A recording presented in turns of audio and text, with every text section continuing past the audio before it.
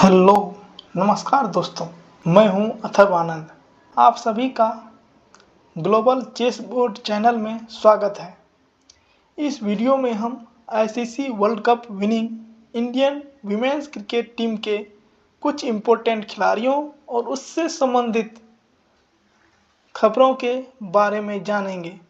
So let's start. आइए start करते हैं जेमिमा रॉड्रिग्स के साथ। Jemimah women's world cup semifinal hero हीरो थी।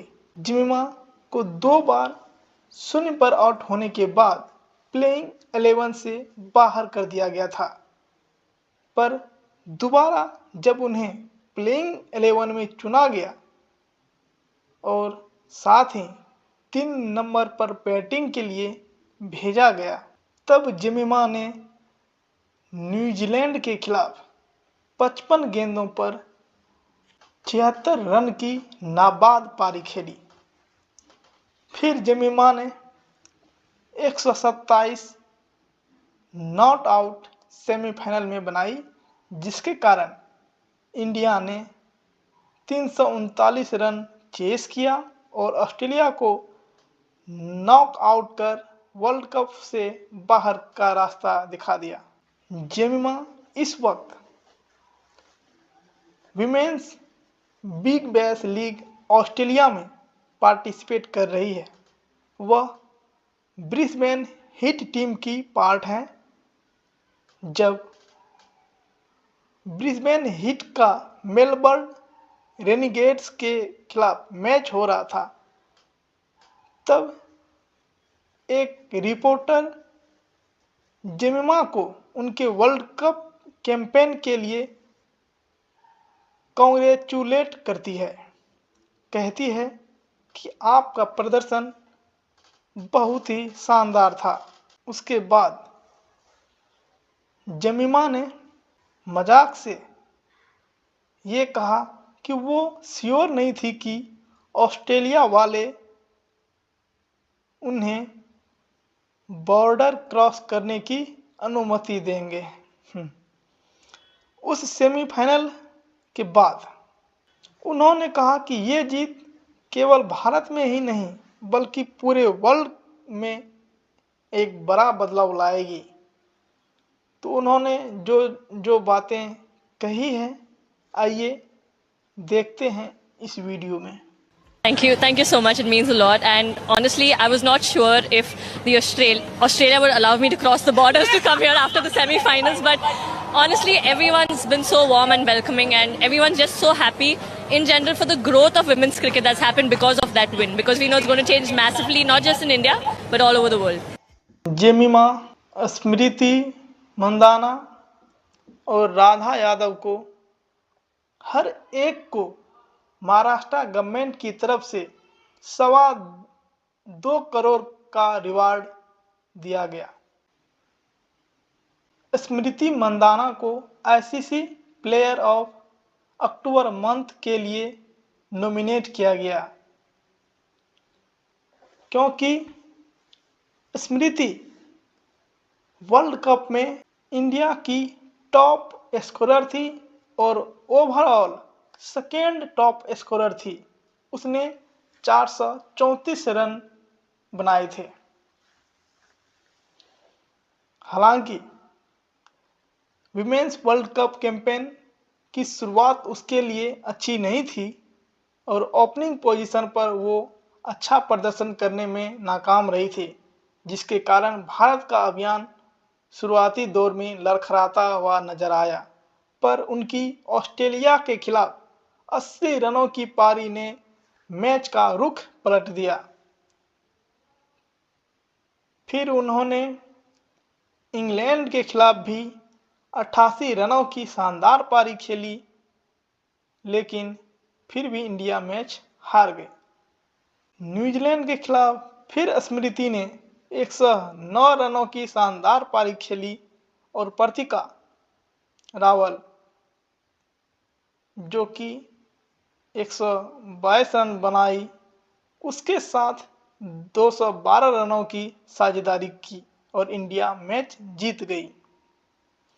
फाइनल में साउथ अफ्रीका के खिलाफ स्मृति मंदाना और शेफाली वर्मा के बीच 104 रनों की पार्टनरशिप हुई। लोरा वूलवार्ट और एस गार्डनर को भी ICC player of October month के लिए चुना गया। ओवरऑल जो वर्ल्ड कप में टॉप स्कोरर थी वो थी लोरा वूलवार्ट, जिसने 571 रन बनाई थी। एस गार्डनर ने 328 रन बनाए और 7 विकेट चटकाई थी। महाराष्ट्र गवर्नमेंट ने हेड कोच अमोल मजूमदार को भी 22 लाख का चेक दिया। अमोल मजूमदार इस वक्त इंडियन विमेन क्रिकेट टीम के हेड कोच हैं।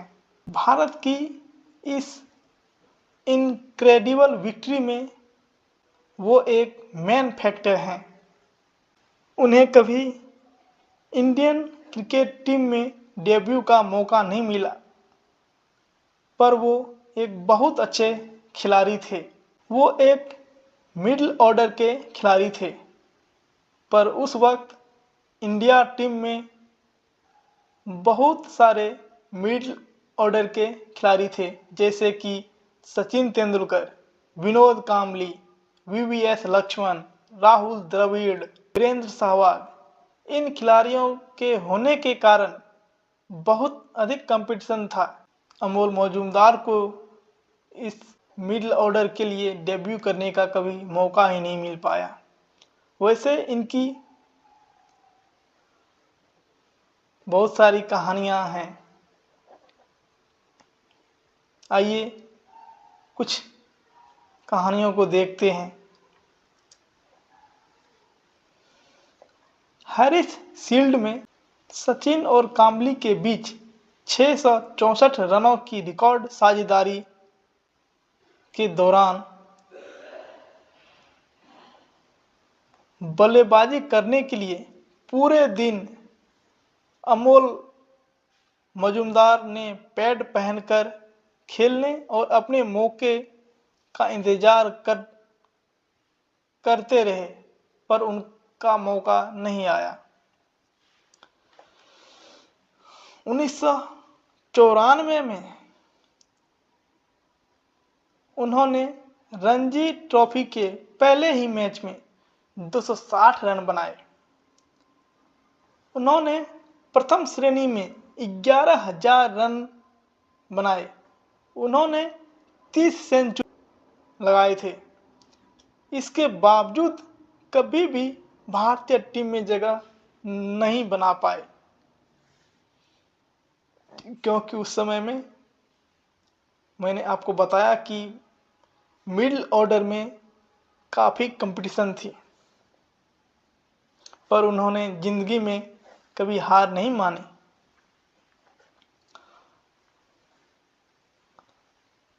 उन्होंने 2014 में क्रिकेट से संन्यास ले लिया।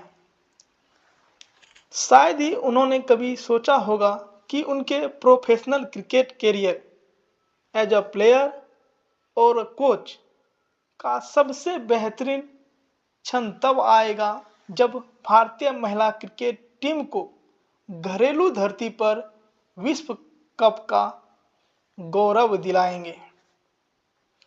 हरमनप्रीत कौर द्वारा मजूमदार के पैर छूकर उनका आशीर्वाद लेना इस वक्त मीडिया में छाया हुआ है। अमोल मजूमदार ने इस वर्ल्ड कप विनिंग का क्रेडिट बीसीसीआई को, डब्ल्यूपीएल को और बीसीसीआई द्वारा लागू किए पे पैरिटी को भी दिया, जिसमें इंडियन विमेंस क्रिकेट टीम का सैलरी और इंडियन मेंस क्रिकेट टीम का सैलरी दोनों को बराबर कर दिया। आइए देखते हैं डब्ल्यूपीएल के योगदान को। डब्ल्यूपीएल ने इंडियन विमेन टीम के डेप्थ और कॉन्फिडेंस में काफ़ी बदलाव किया है। WPL IPL की तरह ही गेम चेंजर साबित हो रही है, जिसने इंडिया को एक नए आयाम पर पहुंचा दिया है। श्री चरनी, क्रांति गौड़ परफेक्ट एग्जाम्पल है WPL के सक्सेस का। फरवरी महीने में दोनों को आइडेंटिफाइड किया गया और मई आते आते दोनों इंटरनेशनल क्रिकेट टीम में खेल रही थी। ये सभी WPL के सक्सेस की कहानी है। अमोल मजुमदार ने ऑस्ट्रेलिया, साउथ अफ्रीका और इंग्लैंड के खिलाफ लगातार 3 हार के बाद टीम मीटिंग बुलाया था। उन्होंने टीम में एक पॉजिटिविटी का मैसेज दिया और टीम को मोटिवेट करते हुए कहा कि हम लोगों ने बहुत अच्छा खेला है, लेकिन फिनिश अच्छे से नहीं कर पाए। यही रियलाइजेशन इंडियन विमेन टीम के लिए टर्निंग पॉइंट था और प्लेयर्स ने भी पॉजिटिवली रिस्पॉन्स किया।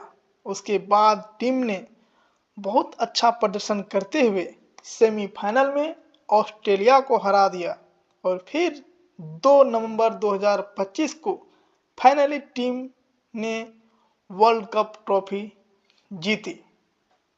आइए अब हम हरमनप्रीत कौर के बारे में कुछ खबरें जानते हैं।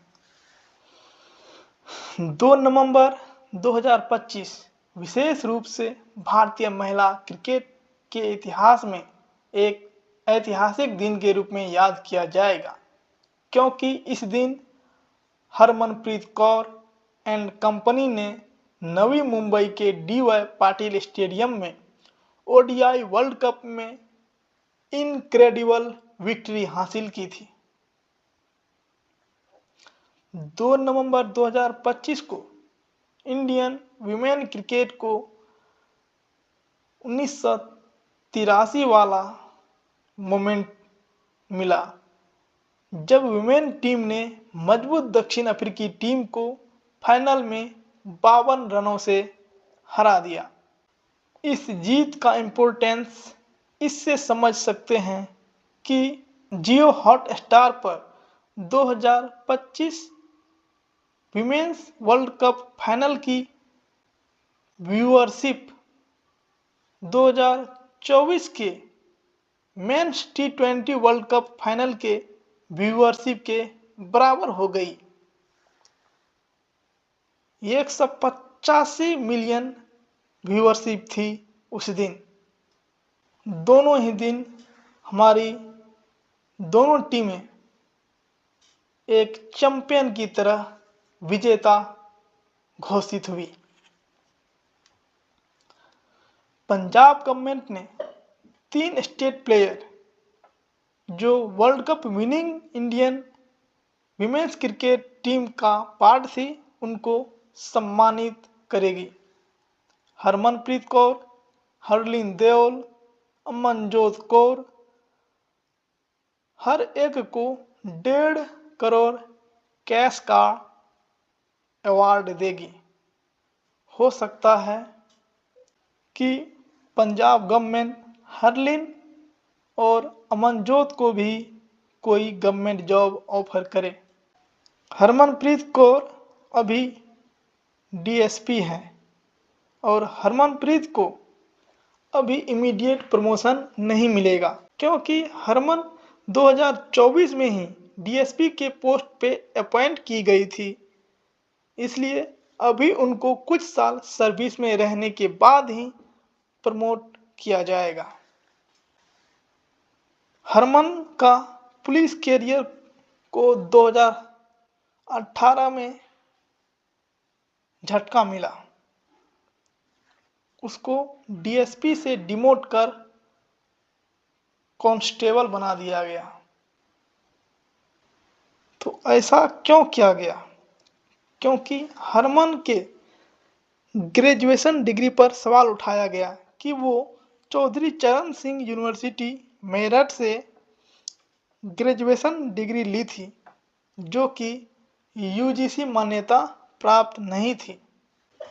जब उसके डिग्री को वेरीफाइड किया गया तब उनका रोल नंबर यूनिवर्सिटी में रिकॉर्ड किए गए रोल नंबर से मैच नहीं हो रहा था। तो हम कह सकते हैं कि उनका डॉक्यूमेंट्स वैलिड नहीं था, इनवैलिड डॉक्यूमेंट्स थे। सो गवर्नमेंट ने उनको डिमोट करने का ऑर्डर दिया।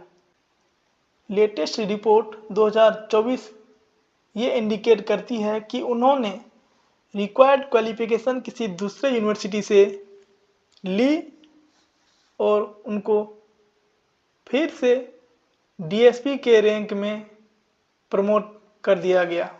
आइए अब हम रेणुका सिंह के बारे में जानते हैं। हिमाचल गवर्नमेंट ने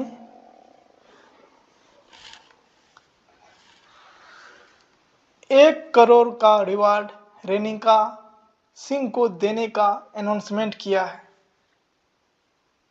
रेणुका ने गवर्नमेंट से एक डिसेंट और स्टेबल गवर्नमेंट जॉब की इच्छा जाहिर की है। रेणुका ने वर्ल्ड कप में केवल 6 मैच खेली और 3 विकेट निकाला।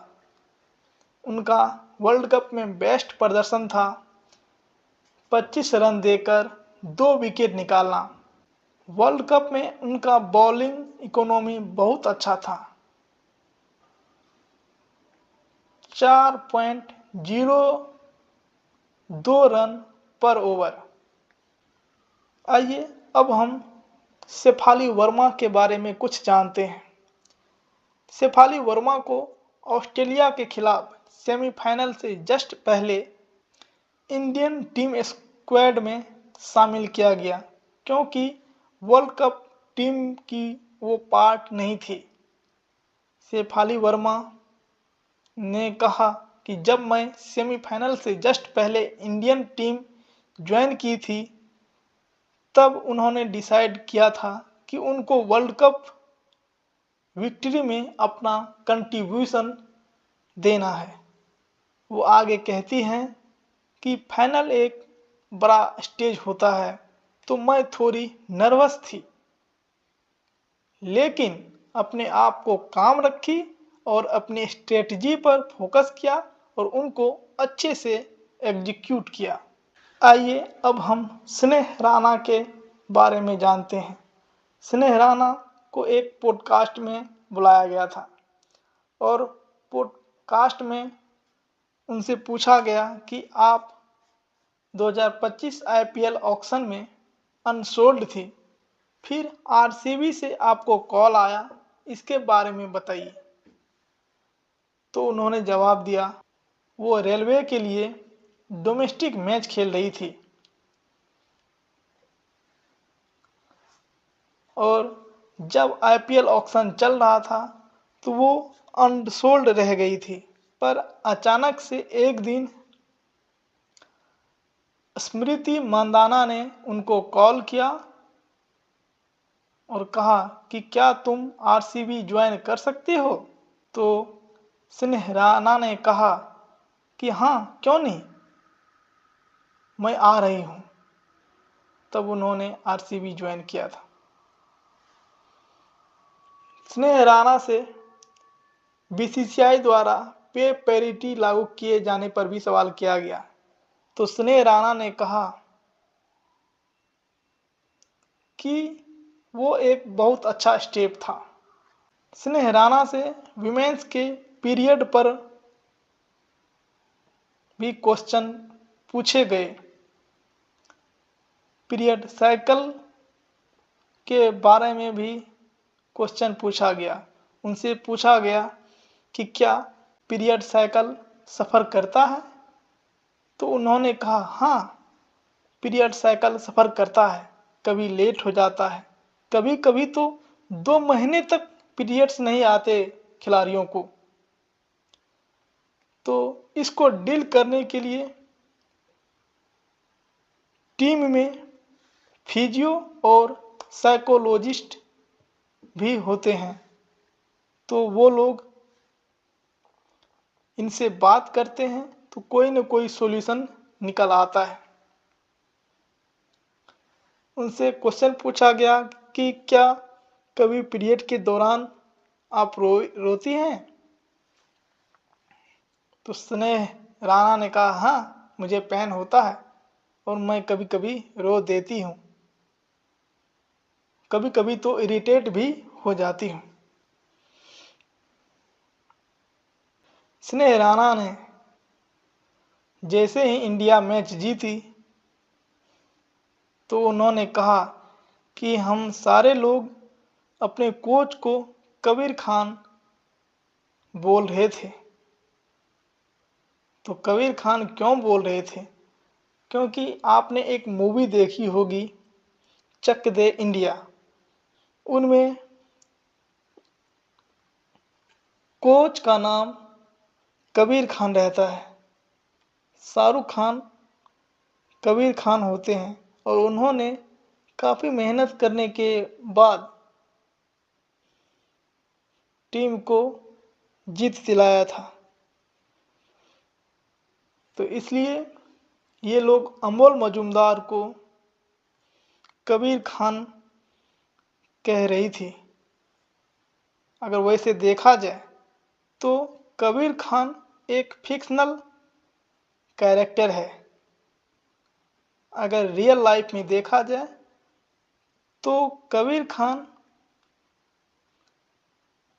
हॉकी प्लेयर मीर रंजन नेगी के लाइफ पर आधारित है। Mir Ranjan Negi India mains national field hockey team के गोलकीपर थे और उन्होंने 1982 के एशियन गेम्स में गोलकीपिंग की थी इंडिया की तरफ से। आइए अब हम ऋचा घोष के बारे में जानते हैं। वर्ल्ड चैंपियन ऋचा घोष को क्रिकेट एसोसिएशन ऑफ बंगाल द्वारा फेलिसिएटेड किया गया, सम्मानित किया गया। क्रिकेट एसोसिएशन ऑफ बंगाल के प्रेसिडेंट सौरभ गांगुली ने ऋचा की तारीफ की। गांगुली ने ऋचा को कहा, मेरी इच्छा है कि आप एक दिन टीम इंडिया का कैप्टन बने।